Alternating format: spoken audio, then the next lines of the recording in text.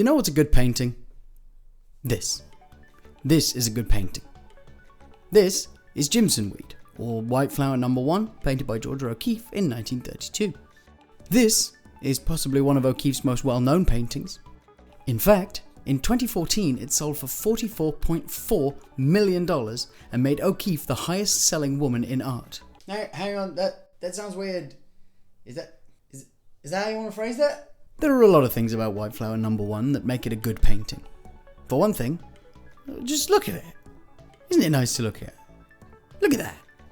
It's also one of the best places to see the influence O'Keeffe took from modernist photography with its interest in form and magnification.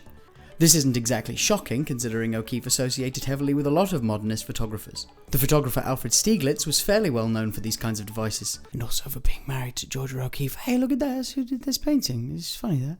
This painting also differs a lot from O'Keeffe's other well-known work on account of how this one don't look like a fanny. Now, O'Keeffe apparently didn't love that interpretation of her work and actually tried to move away from it as her career progressed. And hey, Georgie, I get you. I'm with you. You're valid. But if you didn't want people to say you were painting lady parts, you shouldn't have painted so many fanny flowers. Labia lilies.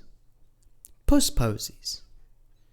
Snatched Snunflowers, what are we talking about? Another thing that you only really get the full impact of by seeing this painting in person is that this painting is bloody massive. I took my mum to see it at the Tate Modern and we was like, oh, that's a good one, innit? Yeah. It's bloody massive. Fucking huge. So why am I talking about this painting? Other than it being very large and distinctly un-Ionic, what's so dang special about it? And sure, at first glance, this might seem like a pretty straightforward painting. O'Keeffe uses a lot of clean lines, rich colours and distinctive shading to give the image a life and vibrancy, but that's the same of a lot of her paintings, and also of anime, which is also good.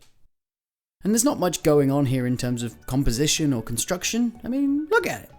It's just a big flower, isn't it? Not much else going on, is there? Or is there?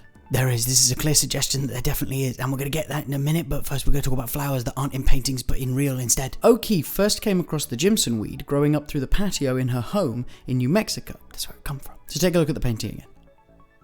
How about that? You figured it out? You had your brain box blowed up yet? Alright, fine. $64,000 question. What's behind the flower? Is it leaves?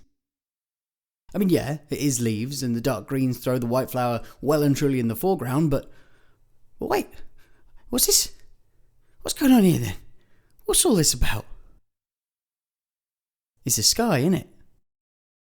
Now wait a minute, Buster Brown, I hear you cry directly into the speakers of your preferred viewing device. You just said that the Chief Keef saw the flower growing up out of her patio. And also, I've just done a cursory Google search and Jimson weed, aka Datura stramonium, rarely grows much higher than 2 to 5 feet tall. And to that, I say, you're absolutely right. And also, that's not how speakers work. Given the angle that we're looking at this flower from, the background should be like concrete, or maybe some dirt. You know, ground stuff. For all its immediate simplicity and basic anatomic realism, the image that O'Keeffe presents in this painting is, ostensibly, impossible. Now if you look across O'Keeffe's oeuvre, I like that word. This is actually something she does a lot, making these oddly impossible images. This is Ram's Head, White Hollyhock and Little Hills, painted in 1935. Okay, Keith, you couldn't have called it something a bit less obvious, I mean, come on. And this is Cow Skull, Red, White and Blue from 1931. Oh, I see what you did there. In both of these, especially this one, essentially hyper-realistic images of the skulls are offset with abstract, almost surreal backgrounds.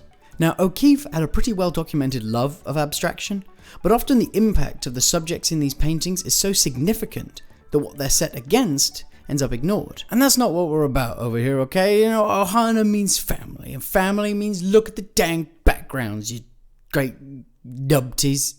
A lot of the time, this is because O'Keeffe matched her foregrounds and backgrounds with a lot of care. It's almost like she's a bloody painter or something. Like I'm no, like, who's a famous art critic? John Updike, no, fuck that. I'm no Gotthold Ephraim Lessing, but I'm just saying, maybe she knows what she was doing. Alright, she wasn't just playing silly buggers over here and throwing these things together at random. There's a purpose here. Cow's skull red, white and blue is the most obvious example of what she was doing. You know, IMHO. Like, it doesn't take much to figure out what this painting is making reference to. I mean, it's right there in the title. O'Keeffe even thought of this as a joke on the idea of the great American painting. Oh, O'Keeffe, you goofster. O'Keeffe found a lot of these kinds of skulls in the New Mexico desert, and anyone who's even seen like a child's cartoon cowboy will recognize it pretty quickly as a classic symbol of the American West. But instead of sticking it out in the desert itself like some kind of fucking hack, O'Keeffe places it against an abstract distillation of what the skull and landscape have both come to represent. You know, America.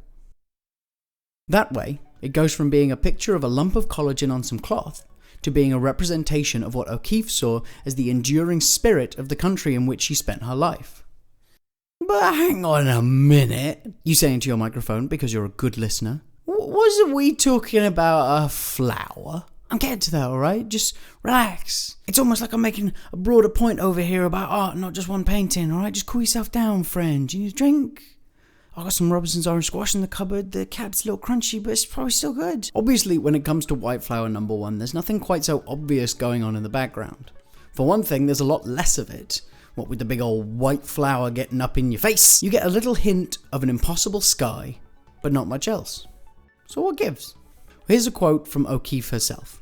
When you take a flower in your hand and really look at it, it's your world for the moment. I want to give that world to someone else. Oh geez man, that's real sweet, just look at that. O'Keeffe took the flower from its actual location and placed it against a sky evocative of a peaceful springtime day. She took it out of a physical setting and put it into an emotional one. And this is something that makes abstraction such a powerful tool in art. It frees us from the constraints of physical space and time. It takes a moment, something even as small and as inconsequential as a weed growing through the patio, and creates from it a whole world.